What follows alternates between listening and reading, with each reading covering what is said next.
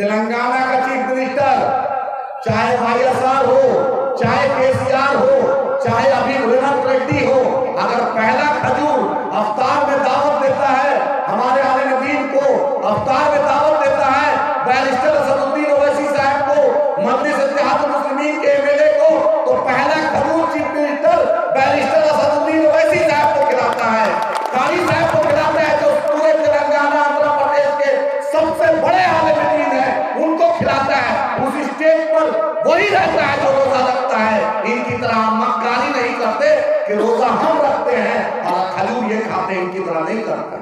ये हमारी क़यादत। आप बोलिएगा कि एमआईएम क्यों, सोचने की बात है। आज मैं जाऊंगा तो उसके बाद हर घर में चर्चा होगा एमआईएम। तो उनको पूछिएगा, बिहार में माइनॉरिटी की, बिहार में अल्पसंख्यक मुसलमानों की आबादी 2.25 करोड़ आबादी है। तो बिहार में और तेलंगाना में 50 लाख के अंदर है माइनॉरिटी की आबादी।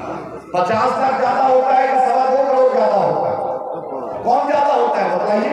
2.25 करोड़। तो बजट जो है अल्पसंख्यक का बजट तेलंगाना में ज्यादा होना चाहिए कि बिहार में ज्यादा होना चाहिए? बिहार में आपका माइनॉरिटी का बजट 650 करोड़ के लगभग। कितना है? 650 करोड़।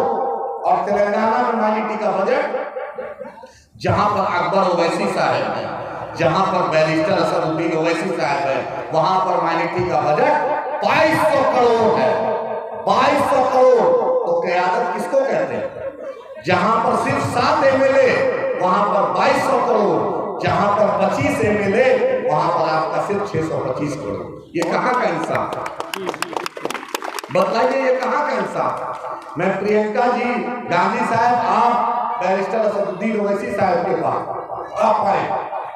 ये जो भीड़ है, ये जो लोग हैं, ये आपको जरूर चाहते हैं, आपके गांव वाले जरूर हैं, आपके पड़ोसी हैं, आपसे ताल्लुकात है, लेकिन सबके दिलों में एक अरमान जरूर है।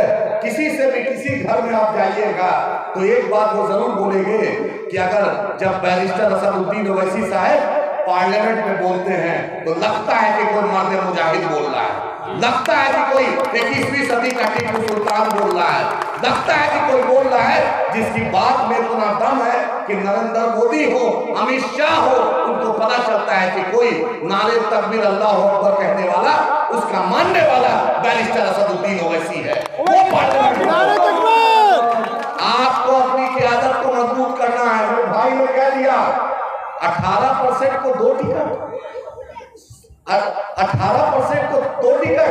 अब तेजस्वी थी, सब टिकट आप ही ले लीजिएगा, 9 टिकट ले लिए। मैं राजद के कुछ लोग होंगे जो आपके बीच आएंगे, आपको बोलेंगे लालू जी की पार्टी है, लालू जी की पार्टी है।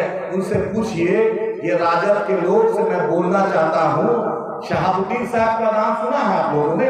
बच्चा सुना है आप लोगों ने? सुना है उधर शहाबुद्दीन साहब कहाँ के थे? सिवान के।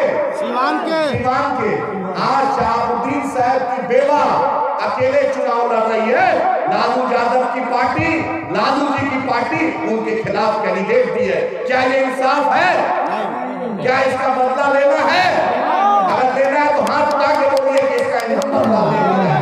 इंसाफ होना चाहिए कि नहीं होना चाहिए? बराबर हिसाब होना चाहिए। तुम कत्ल करोगे, तुम अगर हमारे साथ नाइंसाफी करोगे, हमारी लीडरशिप का कत्ल करोगे, तो हम प्रियंका चौधरी जी को खड़ा करेंगे, हम यहाँ से लोकसभा भेजेंगे, हम दिखाएंगे कि मजलिस इत्तेहादुल मुस्लिमीन की ताकत क्या होती है।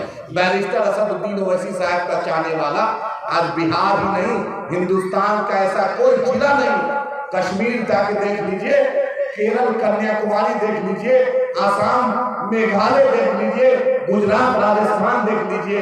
आज बच्चा अगर माँ के पेट में बच्चा है और अगर बच्चा पैदा भी हो गया, अगर 6 महीना 1 साल का चलता है, तो उस बच्चे, उस माँ के, उस बाप के दिल में तमन्ना होती है कि वो 1990 में जब बच्चा पैदा होता था, उस बच्चे का नाम सद्दाम हुसैन होता था।